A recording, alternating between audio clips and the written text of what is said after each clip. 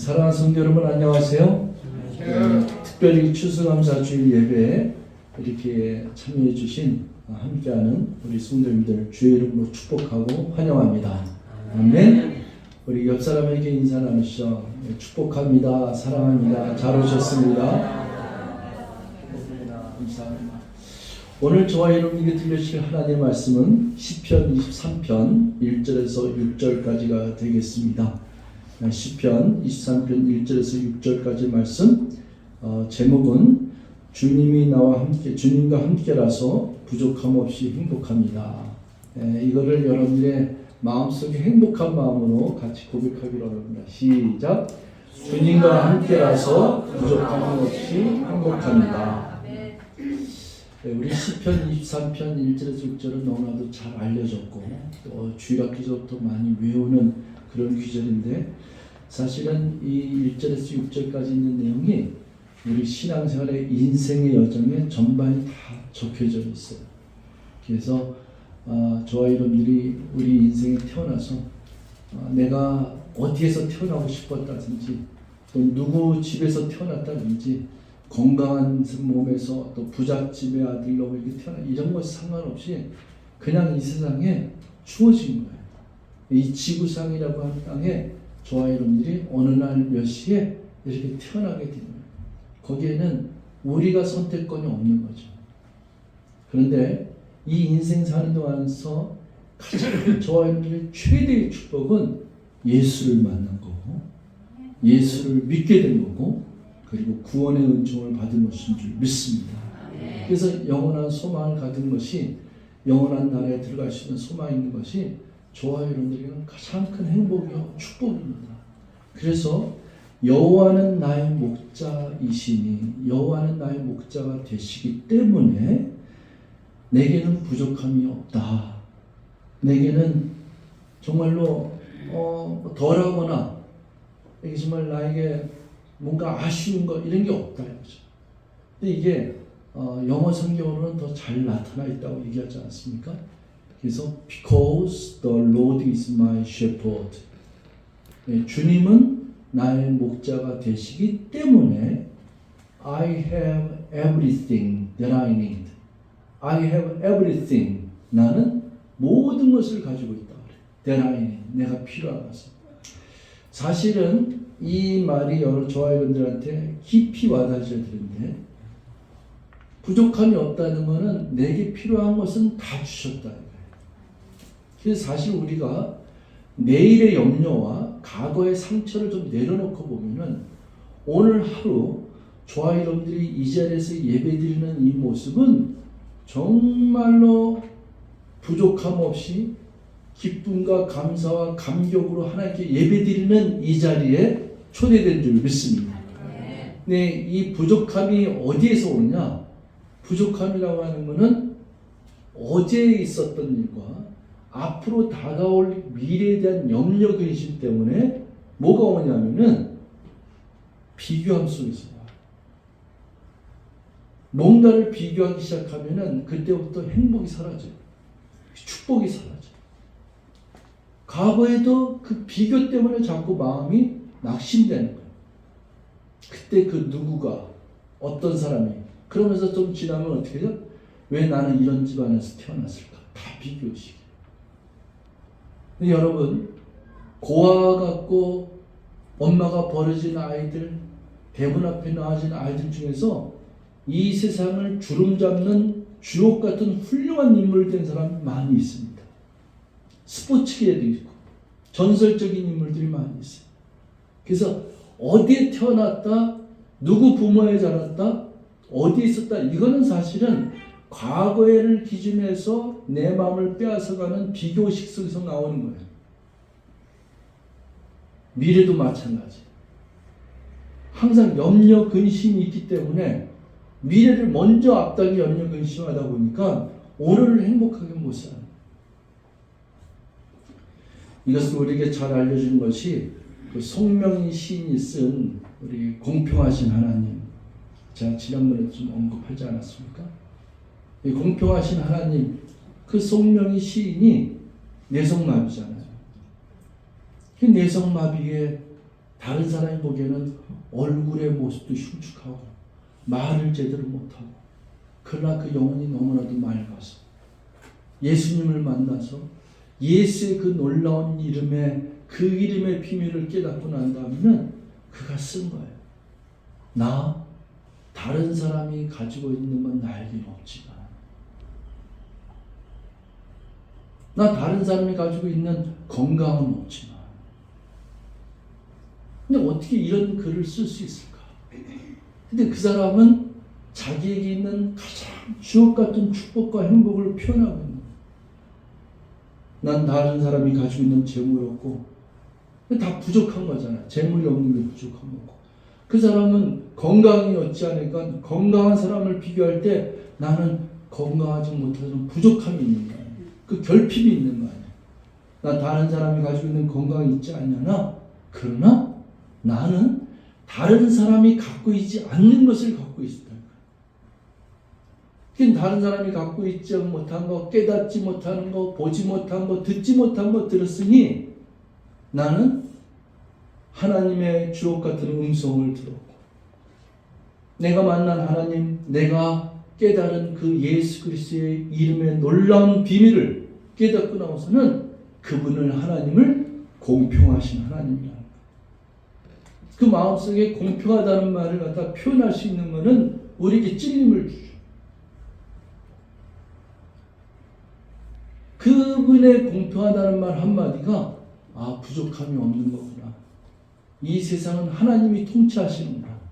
하나님이 저 사람의 마음은 다른 사람이 줄 수 있는 가장 축복된 생명에 가장 감사가 넘칠 수 있는 행복을 주시는구나. 여기서도 여호와는 나의 목자시니 내게 부족함이 없으라고 다윗이 고백했는데요. 2절에 보면은 그가 나를 푸른 풀밭에 누이시며 쉴만한 물가로 인도하시는도다. 여러분, 우리가 지금 여기 잠깐만 봐서 그렇지 한번 시골이나 대자연 속에 들어가면은 하나님의 통치하심이 얼마나 아름다운지 몰라요. 우리가 아침에 잠에서 깨어나면은 그렇게 피곤했었고 그렇게 힘들었었는데 아침에 또 이렇게 참 놀라운 은총으로 새롭게 세포가 새어나집니다. 다시 건강을 회복하고 또 찬란한 태양을 바라보며 하루를 시작할 수 있음이 얼마나 행복한지 몰라요. 근데 우리 3절을 보면요, 내 영혼을 소생시키시고 자기 이름을 위하여 의의 길로 인도하십니다. 이게 그 시편 1편에 있는 내용하고 연관되어 있는데, 시편의 1편에 보면은 의인의 길과 악인의 길이 있어요. 복 있는 사람은 악인의 길을 쫓지 아니하고 죄인의 길에 서지 아니하며 오만한 자의 자리에 앉지 아니하고 오직 여호와의 율법을 즐거워하여 주야로 묵상하는 자다. 그래서 이 복 있는 사람의 길과 악인의 길, 그 후반부에 보면은 그러나 악인의 길은 바람 앞에선 등불과 같고 겨와 같도다 그랬어요. 그래서 악인들이 의인의 회중에 들지 못한다 했어요. 저와 여러분들이 날마다 우리들에게 영적인 축복을 주신다는 거예요. 사람은 동물과 다른 거예요. 짐승과 다른 거예요. 이 세상에 어떤 피조물과 다르기 때문에 하나님이 저와 여러분들에게 주신 것은 영적인 복이 있는 거예요. 영적인 복이라는 건 뭐냐면 영원히 죽지 않는 복이에요. 하나님이 인간을 만들 때 죽이려고 만든 게 아니라고 몇 번 얘기했잖아요. 그러니까 하나님은 이걸 회복시키는 거예요. 그러니까 누구든지 주 예수를 믿으라 그리하면 너와 네 집이 구원을 얻으리라. 그 구원을 받은 백성은 영원히 죽지 않는다고 분명히 하지 않습니까? 하나님이 세상을 이처럼 사랑하사 누구든지 저를 믿는 자마다 멸망하지 않고 악인의 길과 의인의 회중에 들지 못하는 악인의 길, 영영 지옥불에 떠질 수 있는 그 신분의 길로 가지 않고 멸망의 길로 가지 않고 영원히 아버지와 함께 살 수 있는 원래 하나님이 창조 목적에 되어 있는 영원한 나라, 영원한 천국, 아버지와 함께하는 그곳으로 우리를 이끌어주게 되어 있다. 원래 인간이 이렇다. 원래 사람은 짐승하고 다른 거, 다른 피조물과 다른 거예요. 우리들은 원래 이 하나님의 통치 가운데 하나님의 회복, 십자가의 보혈의 은총으로 말미암아 누구든지 누구를 막론하고 그 태생이 어디에 태어날지 상관없이 누구든지 믿기만 하면, 예수 그리스도 앞에 나오기만 하면은 하나님께서 약속한 의인의 길로, 너는가 죄인이 아니라 의인이라고 칭함받는 것.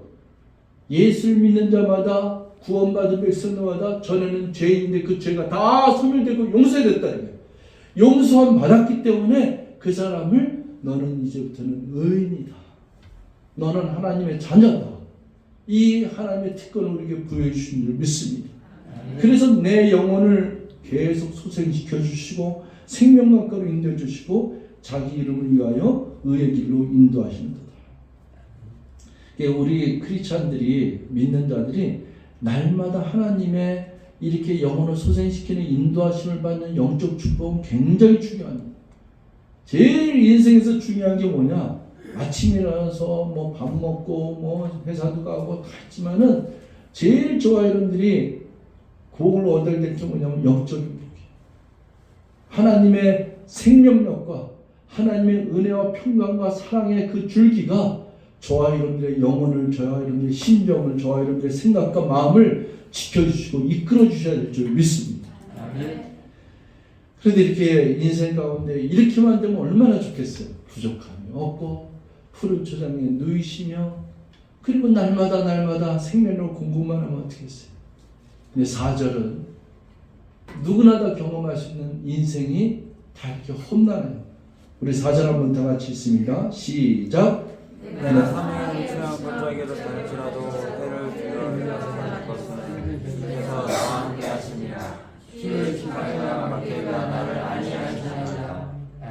여기에 사망의 음침한 골짜기로 다닐지라 그랬네.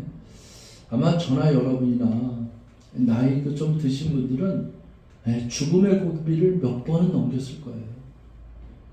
죽고 싶다는 그 생각은 뭐 몇천 번이 될 것이고, 진짜 아슬아슬하게 죽을 뻔한 사건들은 너무 많았을 거예요. 때로는 죽고 싶다, 때로는 죽지 못해 산다, 이런 표현들이 다 이렇게 와닿을 거예요. 아마 그런 경험들이 다 있어요, 누구나도. 근데 중요한 거는 그 인생 가운데 살면서 사망의 음침한 골짜기를 다니시면서 가장 중요한 게 뭐냐면 누군가가 도와줬어요. 그렇기 때문에 여기 있는 거예요. 그때 그 순간을 넘어갈 수 있는 그 상황이 벌어진 거예요. 이 사망의 음침한 골짜기로 다닐지라도 이렇게 돼 있어요. 이 다닐지라도라는 말은 다녀서 헤매고 있다, 다녔었다, 이게 아니라 다닐지라도라는 것이 고백이에요. 내가 이 사망의 음침한 골짜기를 다닐지라도, 험난한 인생살에서 죽을 고비를 넘으면서 살다 할지라도, 정말로 어디서든지 지푸라기라도 잡을 만한 그런 심정으로 살았을지라도 내가 나에게 주어진 해를 두려워하지 않을 것은, 이 사망의 공포의 해를 두려워하지 않을 것은 주께서 나와 함께 하심이라. 그래서 주님이 함께 하시면은 이게 복이에요. 주의 지팡이와 막대기가 나를 안위하시나이다.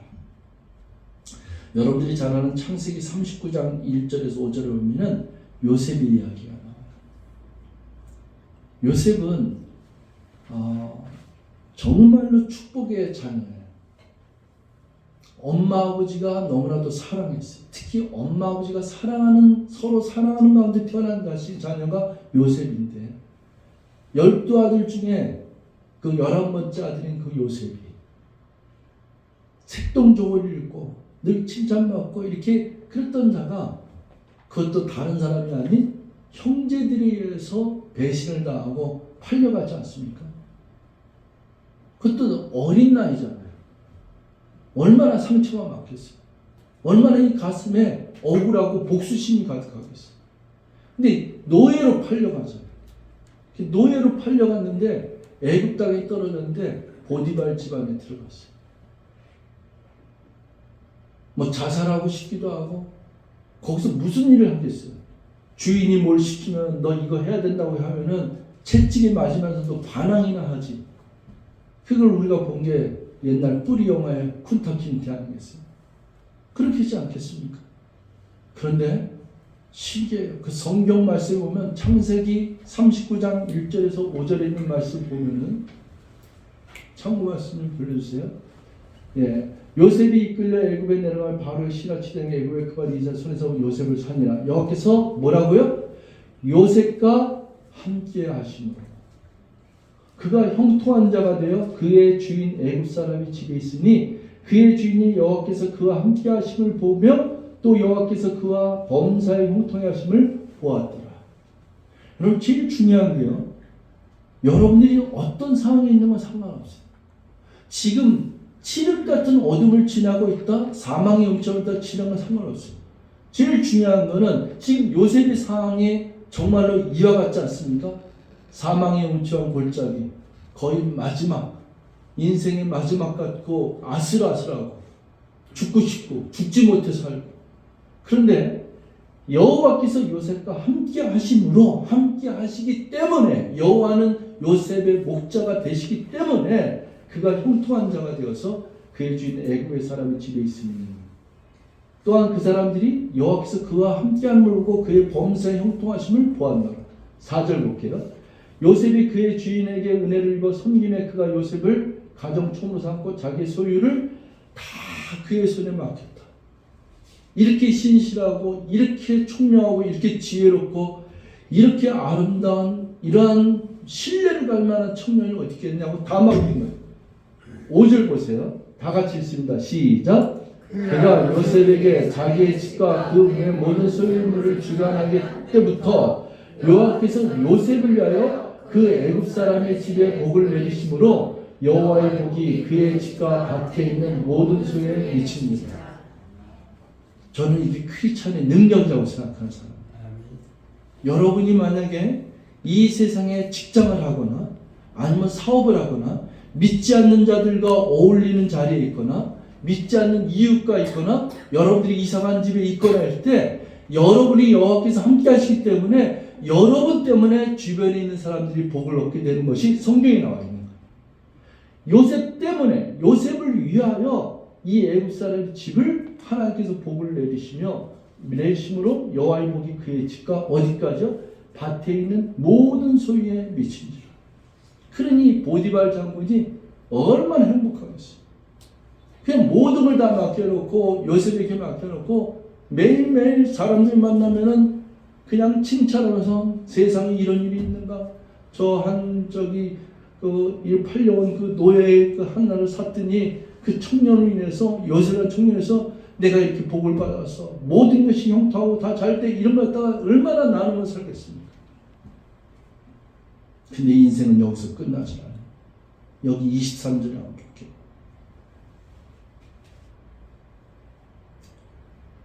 이 요셉이 이와 같이 승승장구할 수도 있잖아요. 비록 형들한테 배신당해서 팔려갔지만 아직은 노예 신분이지만 아직은 하인으로 총무 역할을 맡고 주인한테 신뢰를 다 얻었지만은 그래도 그 가운데서도 번성할 수 있는 거고 그 가운데 잘 나갈 수 있는 총무 역할을 하면서 권세를 누릴 수도 있잖아요. 근데 그것도 잠깐 보디발의 아내의 유혹 때문에. 참 이런 거 보면 억울하잖아요. 내가 무슨 뭘 이렇게 곁눈질 했거나 보디발의 아내를 살짝 쳐다봤다든지 아니면 뭐 치마를 이렇게 만져봤다든지 뭐 눈빛이 그 아내가 이뻐 보인다고 이렇게 그랬더니 이게 아니라 거꾸로 보디발의 아내가 나와 동침하자고 하는 이 유혹을 그 요셉이 말하잖아요. 이 집안에 있는 모든 것들은 다 내 마음대로 할 수 있는 권리를 주셨습니다. 참 성경에 있는 내용이 참 읽을수록 얼마나 기가 막히는지 몰라요. 그래서 사실은 성경을 읽어야 된다는 게 왜냐면 어렸을 때 이런 장면들을 보면서 이런 문구 이런 귀절들을 보면서 참 멋있는 말을 한다. 그 요셉이 유혹하는 그 보디발의 아내한테 어떻게 이런 말을 표현할 수 있을까? 당신의 남편 되시는 주인이 나에게 모든 것을 다 주셨습니다. 내가 모든 걸 할 수 있는 권세가 나한테 있고 권한이 나한테 있습니다. 그런데 한 가지만은 허락하지 않았습니다. 그게 바로 당신입니다. 내 마음대로 할 수 없는 거 한 가지가 있다면 내가 당신의 유혹을 받아들일 수가 없습니다. 저는 이거 읽다가요, 이 정도로 설득력 있게 얘기했으면은 그 보디발의 아내가, 요셉아, 정말 너는 내가 너를 그렇게 이쁘고 아름답게 했는데 넌 정말로 이 세상에 둘도 없는 정말 훌륭하고 아름다운 너무 멋진 아구나. 더 내가 감동받았다. 이제 내가 미안하다. 내가 잠깐 정신이 나갔나 보다. 내가 실수했다. 이렇게 돌아서면 얼마나 장면이 멋있겠어. 근데 이게 뭐예요? 시기와 질투가 나면서 이 녀석이 감히 내 청을 갖다가 거절해 하면서 이걸 갖다가 폭로를 하고 저 녀석이 거꾸로 나를 겁탈하려고 했다고 얘기하면서 소리를 지르니까 결국에는 그 남편이 돌아오고 사람들에게 체포돼 갖고 감옥에 들어가셨어요. 저는 이 장면 생각하면요, 감옥에 들어갔을 때 요셉의 마음이 어땠을까 생각하면은, 여기서 누구든지 나한테 건들기만 해. 어떤 놈이든 나 건들기만 해. 나 지금 형들한테 상처가 찢어지기 직전, 찢어질까 말까 타려고 하는 상황에 나 이런 일이 벌어졌어. 이 억울하고 통탄하고. 네? 요즘 시대로 같으면 얼마나 변호사를 쓰고 얼마나 누구 삼촌한테 불러서 이게 말이 됩니까? 난 죄가 없어요. 난 누명 쓰였어요. 이게 얼마나 있겠어. 근데 요셉이 거기에 들어갔는데 형통한 사람이 또 되는 거예요. 거기에 있는 사람들을 또 살펴보는 사람이죠. 그게 태생인 거예요. 아마 우리 주변에도 이런 성격에 가진 사람이 있을 거예요. 자기가 코가 석자인데도 불구하고 다른 사람을 챙기기 바빠. 얼굴 안색이 오늘 왜 안 좋습니까? 부장님 오늘 무슨 일이 있습니까? 이런 소유의 성격 소유자가 있어요. 그 사람은 참 복받은 사람이에요. 남을 배려하고 남을 생각할 수 있는 그 마음은 하나님이 주신 마음. 근데 여기에 그 원인을 생각하니까 간수장은 그의 손에 맡긴 것을 무엇인지 살펴보지 아니하였으니, 이게 요셉이 그와 같은 행동을 하니까 또 이 사람을 신뢰해서 다 맡겼어요. 이는 이유가 있다. 이게 왜 그러냐? 여호와께서 요셉과 함께 하시니라. 여호와께서 그를 범사에 형통하게 하셨다. 그래서 저와 여러분들이 제일 큰 복은 예수를 만난 복이고 예수를 위해서 구원받은 복이고, 그 다음에 구원받은 다음에 주님이 오실 때까지 살아가는 인생의 또 하나의 최대의 복은 예수님이 결코 우리를 떠나지 않는다는 거예요. 영원히 우리와 함께 하시는 임마누엘 하나님으로 역사하시는 줄 믿습니다. 사망의 음침한 골짜기로 다닐지라도, 보디발 집에로 팔려갔을지라도, 보디발의 아내 때문에 누명 쓰고 감옥에 다시 들어갔을지라도 주님이 나와 함께 하시니 내가 두려움이 없나이다. 아멘.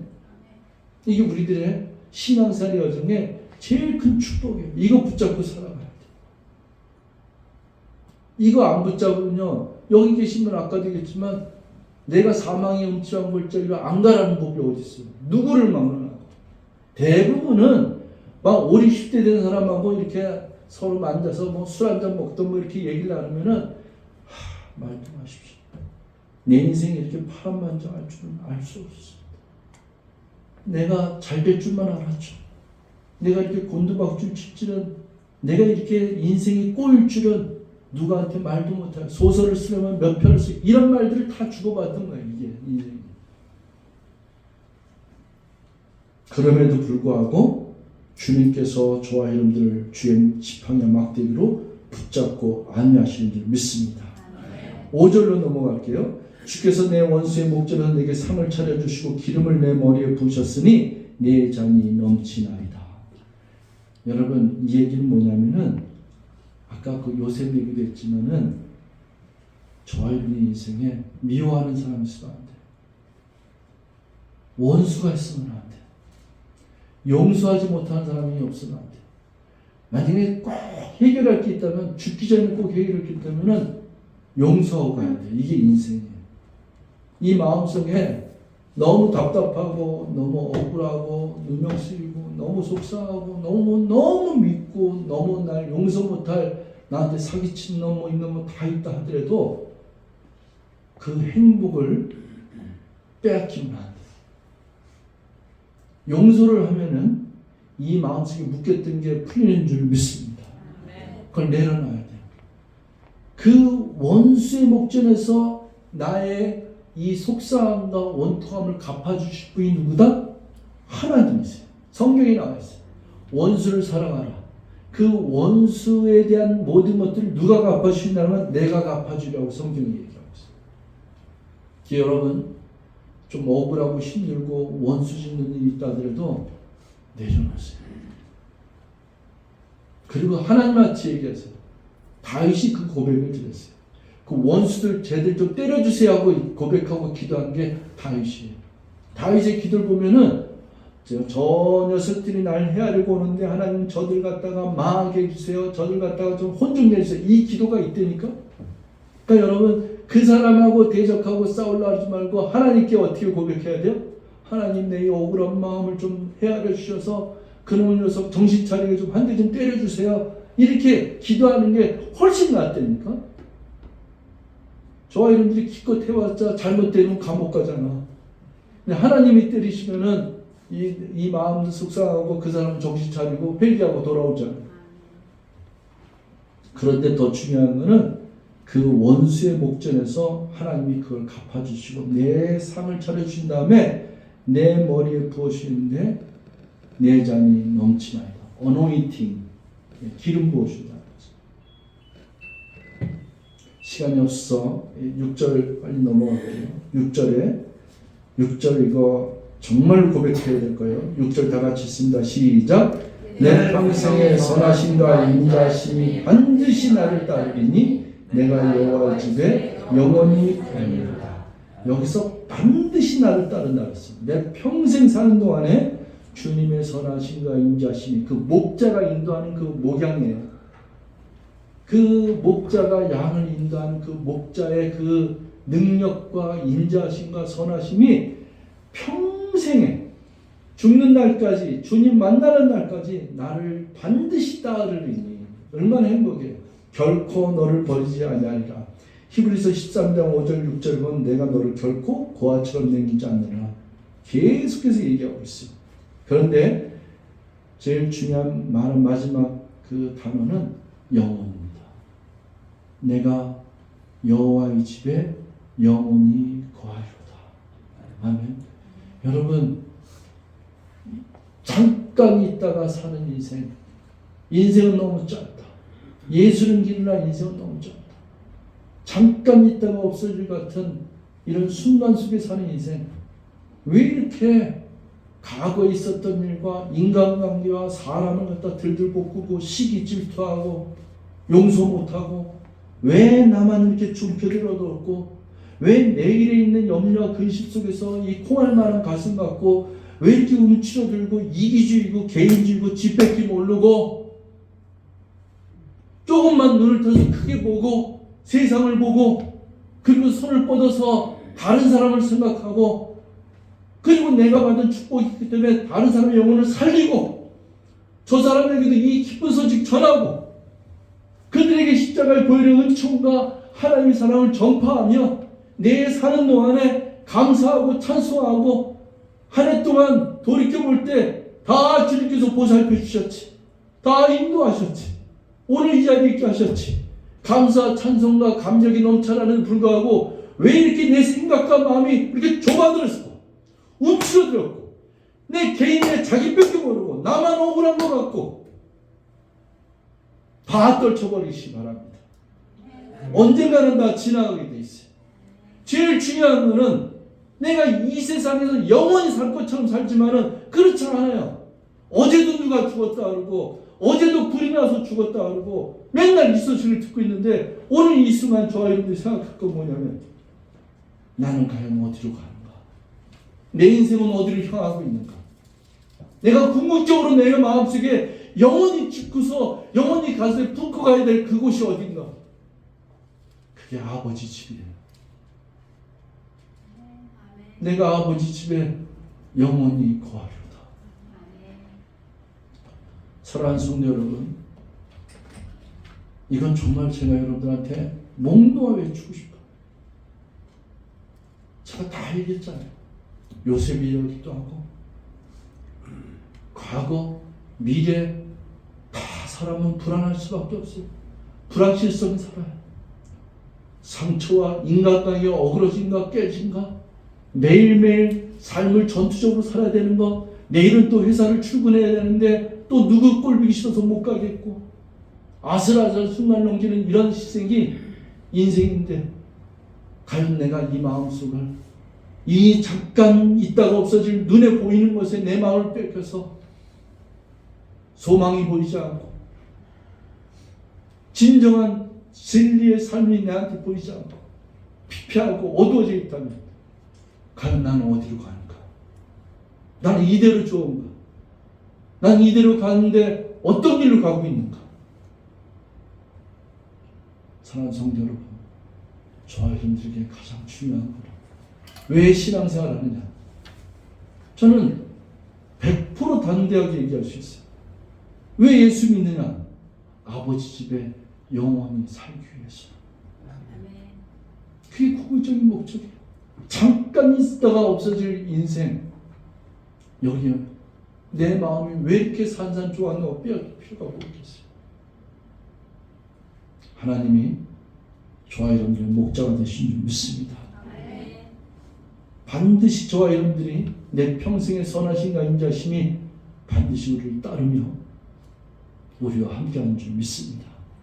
그분과 함께 영원히 사는 저 아버지 집에 영원히 거할 수 있는 그 은총이 저와 여러분들에게 있으시길 주로 축원드리겠습니다. 기도하시겠습니다. 사랑의 하나님 고맙습니다. 주님의 은혜 생각하면 너무나도 감사합니다. 하나님, 주님과 함께라서 부족함 없이 행복합니다. 올 한 해 돌봐주셔서 감사하고 보살펴주셔서 감사하고 이렇게 하나님을 찬송하고 선한 성도들과 함께 연합해서 예배드릴 수 있음이 가장 큰 기쁨이요 행복입니다. 내 인생의 가장 축복, 가장 행복, 가장 의미 있고 목적 있는 삶이 나에게 있으니 오늘 찬송할 수밖에 없고 오늘 감사로 예배드릴 수밖에 없는 것을 고백합니다. 주님 영광받아 주시옵소서. 예수님의 이름으로 기도했습니다. 아멘.